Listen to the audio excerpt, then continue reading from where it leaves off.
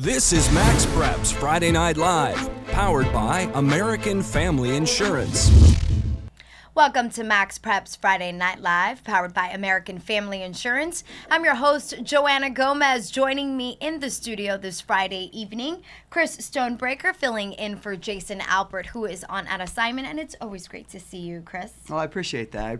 And thank you, Jason, for letting me fill in once again for you. I really appreciate it. All right, and moving forward, we first have to take a moment to send our thoughts and prayers to all those whose lives have been affected by Hurricane Sandy up in the Northeast. The storm of the century has really done a handful for them up there, and they're just trying to get their feet back up on the ground. And also joining us, we have MaxPreps.com national football editor Steve Spiewak. Now, Steve, I know that you're from New Jersey. Your parents live there. Have you heard from them? Yes, thank you, Joanna. I just got a very welcome text about 2 hours ago. My parents once again have power, which they have not had since about Monday evening. Wow. So that's Nice. it's exciting, and they're very happy to have that back. But there are still many people without power, and that's just part of the cleanup that's going to have to take place to allow people to start to have normal everyday lives again. Yeah, and Steve, where exactly do your parents live in Jersey City? Yeah, so they're right across the Hudson River from Manhattan, so northern New Jersey. Many parts of the area near them were flooded. Luckily, we're on a little bit of a higher elevation and not so much flooding, but lots of downed trees from what I've heard. Yeah, we know a lot of places have been affected, so assuming that this is also affecting high school football, do you have any updates on that? Yeah, most teams across the state are not playing this week. The NJSIAA has allowed teams to make up their scheduled games this week on next weekend. So almost all teams are playing next weekend and are just trying to recover now because many coaches have not seen their kids in 3, 4, 5, 6 days. So Right. This is kind of a recovery weekend, and I think the hope is that Monday coaches can hit the ground running and actually begin to think about football now. Right, and Stephen, speaking of coaches, we have Atlantic City High School Vikings coach Tom Kelly on the phone from Atlantic City. Tom, Coach, thanks so much for talking to us today. We know it's been a very rough week, and just like Steve mentioned, you probably haven't seen your kids. How are you guys holding up in Atlantic City? Okay, yeah, thanks for having me. You know what? Our kids are holding up pretty well. I've been in touch with many of them through text and only, but I haven't seen any football players. I haven't seen a football since last week this time, and it's a very stressful situation, to say the least. Yeah, so once again, thank you very much for talking to us, because we can only imagine just how stressful this is, not only for you personally, but also within your career as a head coach. We've seen a lot of pictures, Coach Kelly, of a lot of the damages in New York City, also in New Jersey. Can you tell us if there have been any damages to your school, Atlantic City, the football fields and the school itself? Yeah, well, the football fields, believe it or not, have made out pretty good, but there's been flooding in many schools in Atlantic City and flooding in the high school. So you're talking about something hitting close to home. Mm-hmm. I was able to take a ride over and see some of the damages, and it's pretty amazing that it wasn't much worse. Hey, Coach, this is Chris Stonebreaker. Who were you guys planning on playing this last week? And I totally know with high school football and football in general, it's a game. You know, in your program, every program has routines, and this probably threw a nice little wrench in your routine this past week. What are you going to do as the coach and as the head of the program to get you guys back on the field and get that routine going and so forth? Well, believe it or not, my first order of business is not football related at all. Some of these kids, I had a text message today that I have a ball player who he's been without heat and hot water for the last 5 days, and many of them without power. So the first thing we're going to do is get together and hopefully have a team dinner together and have a meal and show those guys that the coaches and all the administrators have been thinking about them along with everybody else in Atlantic City. So trying to get back in routine. I don't know if we're going to be able to get back into a routine, but the first thing we're going to do is something that's not football related, and that's have a good meal with each other and we'll build from there. But I don't know if the word routine is going to come into play this week. Coach Steve Spiewak here. Thank you again for hopping on with us. We really appreciate it. I know that coaches down the shore, in particular the Cape Atlantic League, are a pretty close-knit group. Have other coaches reached out to you? Have you heard from other guys offering any help, or what's that been like for you? Yeah, you know what? You're absolutely right with that, Steve. And we actually play Absegami this coming Friday. And the head coach of Absegami, he actually lives closer to the high school than I do, and he is dealing with some of the same damages that some of my kids are going through. So we've had a couple phone conversations, and a couple other coaches have reached out and just checked in to make sure that everything was okay. So it is comforting to know that it's not just about wins and losses with myself or the other coaches in this league.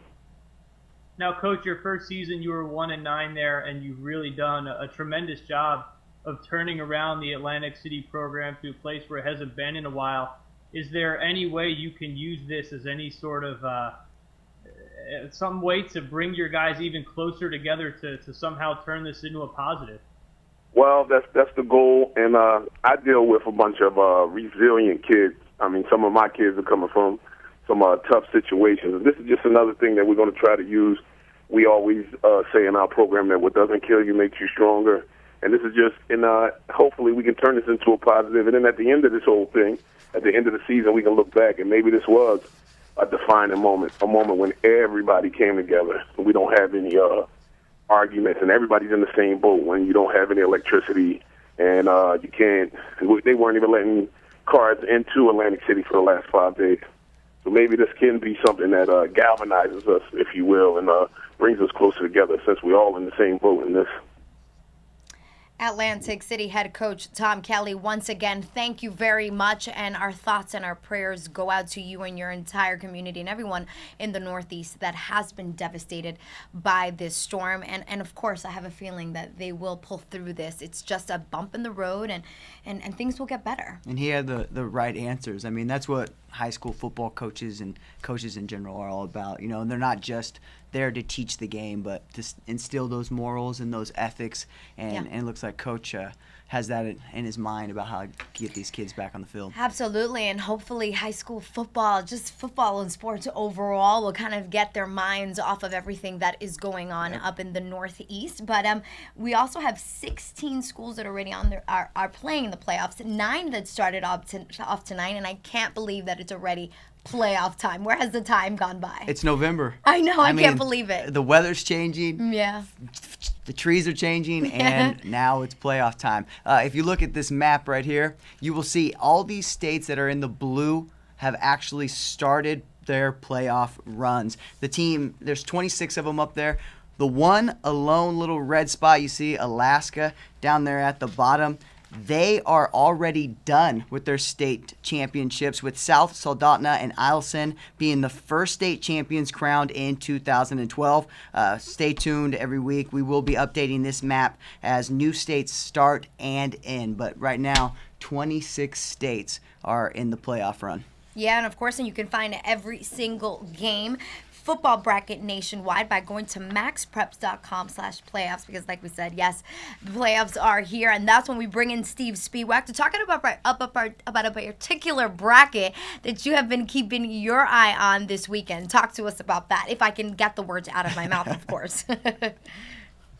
Well, Joanna, it's a bracket we've talked about previously. It's the Ohio Division I bracket, and big game tomorrow afternoon or tomorrow evening.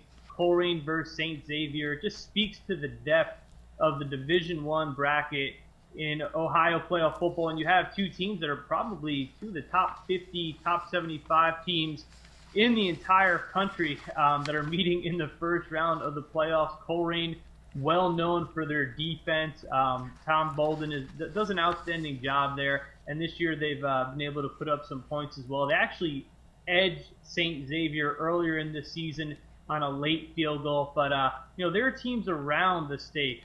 Moeller in Cincinnati is also very, very good. Elder is in that part of the bracket, but then you go across the state, you have St. Ignatius, St. Edward up in Region 1, but the teams you don't hear much about, the Toledo Whitmers, the Pickerington Norths, the Pick Centrals, the Hilliard Darbies, the teams in the middle of the Buckeye State that don't necessarily get the same type of national recognition. But come playoff time, it seems like every year one of those teams will make a serious run at a Division I state title. So I kind of like that there are very, very good teams in different pockets of the state, and it's fun to see them do battle in November. Hey, Steve, right now looking at this bracket, it's crazy tough. You also look at the bracket overall, and you see teams like Glenville, who 8-2 during the season, not making the playoffs. So it does really preach to that, Division I and how tough it is to make it in Ohio. I also look, though, at this bracket, and I see Colerain going against Xavier. Okay, this week. If whoever wins out of that game then goes against Elder, whoever goes against maybe, or Sycamore, but they could face Elder, and then they could face Archbishop Moeller. So speaking of Colerain, they are a public school. The next three opponents might be from the GCL, a private conference in Cincinnati. So what is your take? I mean, you see that they could go private versus public. I mean, the question arises with that. Well, I've been to Colerain. I've spent time around their program, and quite honestly, Chris, I don't think they would have it any other way. I don't think they feel slighted. I don't think that they feel like they're at a disadvantage. I think the private school coaches would certainly say that, there are advantages to coaching at a non-public school for sure, but there's a lot going for that Colerain program. It's a town that lives, breathes, and eats and sleeps football. Again, there are advantages to being a non-public school. You can get kids from different areas, but then there are hurdles too. There's probably a $15,000-$16,000 per year tuition to go to a school like St. X, and then there are more rigorous academic requirements sometimes, and so those may not be hurdles that you face at Colerain. And the other thing, and I think Coach Bolden would also tell you this, is that no one that grows up in Colerain, or very few kids that grow up in Colerain, will leave to go to play for a private school. So if you're growing up and you're playing in the Colerain Pop Warner system, you're going to play for Colerain. And so they have such a tremendous feeder system. And it's not unique to Colerain. There are other public schools around the state that I'm sure feel the same way, that they want to go toe-to-toe with those big private schools and have no problem, facing them in the playoffs or even in the first round of the playoffs. This is MaxPreps Friday Night Live, powered by American Family Insurance.